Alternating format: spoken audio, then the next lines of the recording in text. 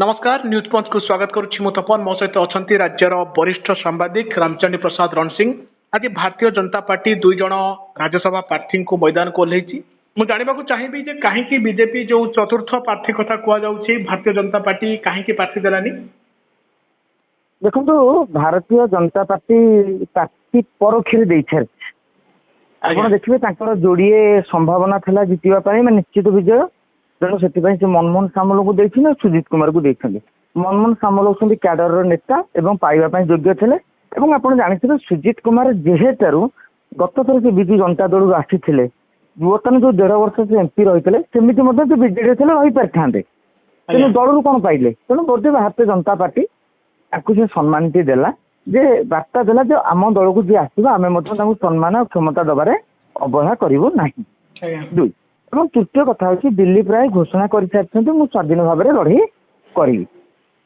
ଭାରତୀୟ ଜନତା party 3ଟା party ଏଇଥିପାଇଁ ଦେଲାନି ଯେହେତୁ ତାଙ୍କର ବଳକା ଭୋଟ ନାହିଁ।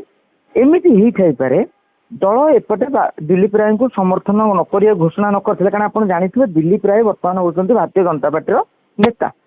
ଗତ ନିର୍ବାଚନରେ ମଧ୍ୟ ସେ ବିଧାୟକ ଥିଲେ, ସେ ବିଜେପିରୁ ଇସ୍ତଫା ଦେଇନାହାନ୍ତି। ତେଣୁ ସେ ଆଜି ସ୍ୱାଧୀନ ପ୍ରାର୍ଥୀ ମାନେ ଘୋଷଣା କରୁଛନ୍ତି, ମାନେ ଭାରତୀୟ ଜନତା ପାର୍ଟିର କେନ୍ଦ୍ର ନେତୃତ୍ୱଙ୍କର ପରାମର୍ଶ କର୍ମେ କରୁଛନ୍ତି। ଏହା ଦ୍ୱାରା କ'ଣ ହେବ ଭାରତୀୟ ଜନତା ପାର୍ଟିର ଫାଇଦା? ଗୋଟିଏ ହେଉଛି ବିଧିବଦ୍ଧ ଭାବରେ ସେମାନେ ବାର୍ତ୍ତା ଦେବେ ଯେ ଆମେ ଘୋଡ଼ା ବେପାର ଚାହୁଁନାହୁଁ, ଆମେ ଘୋଡ଼ା ବେପାର କରିବୁ ନାହିଁ, ଆମର ଶକ୍ତି ନଥିଲା। ଯେମିତି ବିଜେଡି ତାର ବଳକା ଭୋଟଟାକୁ ଦତେଶ୍ୱର ହୋତାଙ୍କୁ ଦେବା ପାଇଁ ଚିନ୍ତା କରିଛି, ଆମେ ମଧ୍ୟ ଆମର ବଳକା ଭୋଟଟିକୁ ଦିଲ୍ଲୀପ ରାୟଙ୍କୁ ଦେବୁ। ତେଣୁ ବାକି ତକ ଯାହା ଯୋଉ ଘୋଡ଼ା ବେପାର କଥା ରହିବ ଭାରତୀୟ ଜନତା ପାର୍ଟି ଆଉ ଅପବାଦ ନେବନି। ଆମେ ଗଣମାଧ୍ୟମ ନିଶ୍ଚିତ ଭାବରେ ଭାରତୀୟ ଜନତା ପାର୍ଟିକୁ କହିଛନ୍ତି ଏମାନେ ଘୋଡ଼ା ବେପାର କରିବେ ବୋଲି, କିନ୍ତୁ ଏବେ ଘୋଡ଼ା ବେପାର ଯଦି କରିବେ ନିଜେ ଦିଲ୍ଲୀପ ରାୟ ହିଁ କରିବେ। ଆଉ ଏକଥା ମଧ୍ୟ ସମସ୍ତେ ଭଲ ଭାବରେ ଜାଣିଛନ୍ତି।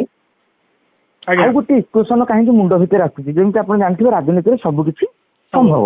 ଇକ୍ୱେସନଟି ହେଉଛି ଦିଲ୍ଲୀପ ରାୟଙ୍କ ସାଙ୍ଗରେ ନବୀନ ପଟ୍ଟନାୟକର କିଭଳି ନିଧନ ସମ୍ପର୍କ ରହିଛି। ନବୀନ ପଟ୍ଟନାୟକ ଯେତେବେଳେ ମେଡିକାଲରେ ଥିଲେ ଦିଲ୍ଲୀପ ରାୟ ତାଙ୍କୁ କହିଥିଲେ, ଦିଲ୍ଲୀପ ରାୟଙ୍କୁ ଦେଖା କରିବାକୁ ଚାହିଁଥିଲେ ଯେ ଦିଲ୍ଲୀପକୁ ବୁଲାଅ। ଦିଲ୍ଲୀପ ରାୟ ତାଙ୍କ ଘରକୁ ମଧ୍ୟ ଯାଇଥିଲେ। ତାପରେ ଆଜି ଦତେଶ୍ୱରଙ୍କୁ କମନ କ୍ୟାଣ୍ଡିଡେଟ୍ କରାଯାଉଛି ଏବଂ ଦିଲ୍ଲୀପ ରାୟ ପୂର୍ବରୁ କଂଗ୍ରେସର ସମର୍ଥନ ପାଇକି ମଧ୍ୟ ଏମ୍ପି ଥରେ ହେଇଥିଲେ। ବିଜେଡି ସାଙ୍ଗରେ ବି ତାଙ୍କର ଭଲ ସମ୍ପର୍କ ରହିଛି ଅନେକ ନେତାମାନଙ୍କ ସାଙ୍ଗରେ। ଏମିତି ବି ହେଇପାରେ ନବୀନ ବାବୁ ମଧ୍ୟ କାଲି ଦତେଶ୍ୱରଙ୍କୁ ଘୋଷଣା କରାଯାଇଛି। କାଲି ଦରକାର ପଡ଼ିଲେ ଦିଲ୍ଲୀପ ରାୟ ହେଉଛନ୍ତି ବିଜେପିକୁ ଅଟକାଇବା ପାଇଁ ତ ତାଙ୍କର ଲକ୍ଷ୍ୟ ଥିଲା। ବିଜେପି ଯୋଉ କହୁଥିଲା ଆମେ 3ଟା ସିଟ୍ ନେବୁ ତାକୁ ଅଟକାଇବା ପାଇଁ ତ ବିଜେଡି କଂଗ୍ରେସର ଗୋଟେ ମେଣ୍ଟ ହେଇଥିଲା, କିନ୍ତୁ ଏବେ ତ ବିଜେପି ପ୍ରାର୍ଥୀ ଦଉନାହିଁ। ତେଣୁ ତାକୁ ତାହେଲେ ବିଜେପି ଅଟକି ହିଁ ଯାଇଛି। ଯଦି ଏବେ ଆପଣ ଦେଖିବେ ଅଫିସିଆଲି ଅଟକି ଯାଇଛି। ତେଣୁ ଦିଲ୍ଲୀପ ରାୟଙ୍କୁ ବର୍ତ୍ତମାନ ବିଜେଡି ବା କଂଗ୍ରେସର ବିଧାୟକ ମାନେ ସହଯୋଗ କଲେ ଅସୁବିଧା କିଛି ନାହିଁ। କାରଣ ଦତେଶ୍ୱର ଦତ୍ତଙ୍କ ଅପେକ୍ଷା କାଲି ଭକ୍ତ ଦାସ ନବୀନ ପଟ୍ଟନାୟକ ମଧ୍ୟ ଦିଲ୍ଲୀପକୁ ସମର୍ଥନ କଲେ ଅନକଣ୍ଟେଷ୍ଟେଡ୍ ହେଇଯିବେ। କାହିଁକି ନା ଆପଣଙ୍କର ଟାର୍ଗେଟ ଥିଲା ବିଜେପିକୁ ଆମେ 3ଟା ସିଟ୍ ଦେବୁ ନାହିଁ, ଏଇଆ ତ ଥିଲା। ଏହା ଦ୍ୱାରା ବି ତାଙ୍କର ଉଦ୍ଦେଶ୍ୟ ସାଧିତ ହେଇପାରିବ। ତ ଗୋଟେ ପଲିଟିକାଲ ଗିମିକ୍ସ ଚାଲିଛି। ଆପଣ ଆଉ 2-3 ଦିନ ପରେ ଦେଖିବେ ରାଜ୍ୟ ରାଜନୀତିରେ ଆହୁରି ଏକ ନୂଆ ସମୀକରଣଟେ ସୃଷ୍ଟି ହେବ। ଏବଂ ବର୍ତ୍ତମାନ ଆମ ପାଖରେ ଯାହା ଖବର ଅଛି ଦିଲ୍ଲୀପ ରାୟ ବିଜେପିର 22 ଭୋଟ ସହିତ ଆଉ 4ଟି ଭୋଟ ମଧ୍ୟ ସଂଗ୍ରହ କରିସାରିଲେଣି, ମାନେ ତାଙ୍କୁ ପ୍ରତିଶ୍ରୁତି ଦେଇସାରିଲେଣି। ଆଉ ଯୋଡ଼ିଏ 3ଟିର କଥା ଆପଣ ଦେଖିବେ ଗୋଟେ ଜମାଣିଆ ଇଲେକ୍ସନ ହେବ। ଏମିତି ବି ହେଇପାରେ ଦତେଶ୍ୱରଙ୍କୁ ମଧ୍ୟ ଶେଷ ମୁହୂର୍ତ୍ତରେ ନବୀନ ବାବୁ କିମ୍ବା ଭକ୍ତ ବାବୁ ମନା ବି କରିପାରନ୍ତି। ଆପଣ ଭାବୁଛନ୍ତି କି ଯୋଉ ଦତେଶ୍ୱର ହୋତା ଲାଷ୍ଟ ମୋମେଣ୍ଟରେ ତାଙ୍କ ପ୍ରାର୍ଥୀପତ୍ର ଯାଞ୍ଚ କରିସାରିବା ପରେ ବା ପ୍ରାର୍ଥୀପତ୍ର ଆଉଥରେ ପ୍ରତ୍ୟାହାର କରିନେବେ, ଏମିତି ସିଚୁଏସନ ହେଇପାରେ?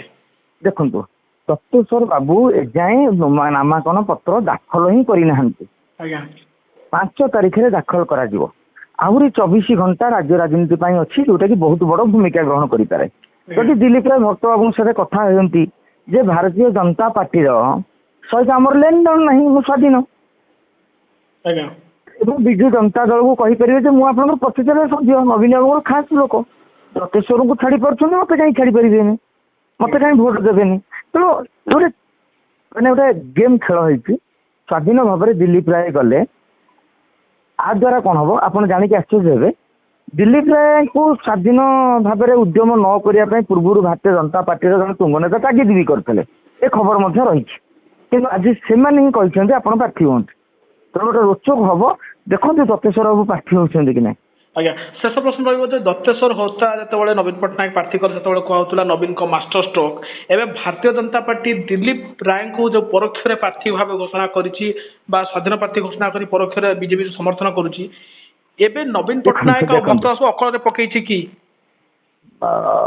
ନିଶ୍ଚିତ ଭାବରେ ଏଇଟା ଅକଳରେ ପକେଇଛି।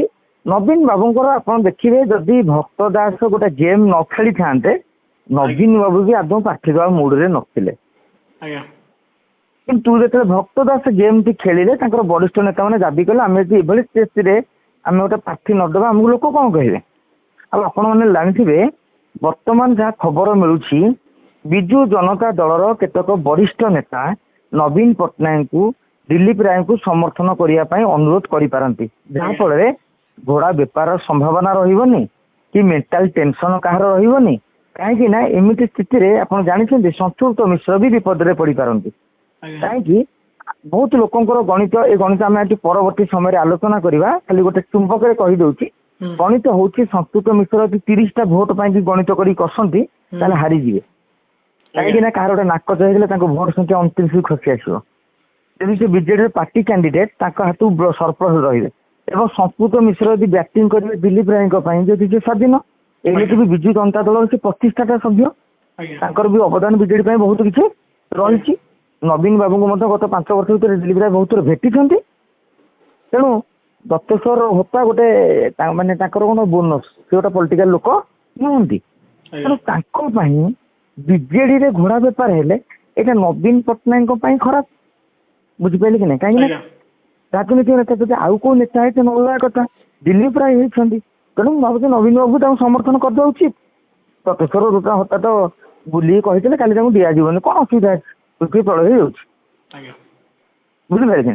ତ ଠିକ ଅଛି, ଆମେ ପରବର୍ତ୍ତୀ ସମୟରେ ଆପଣଙ୍କୁ ଆହୁରି ଗୋଟେ ଭଲ ଅଙ୍କ ଟିକେ କହିବି। ଆଜ୍ଞା ବହୁତ ବହୁତ ଧନ୍ୟବାଦ।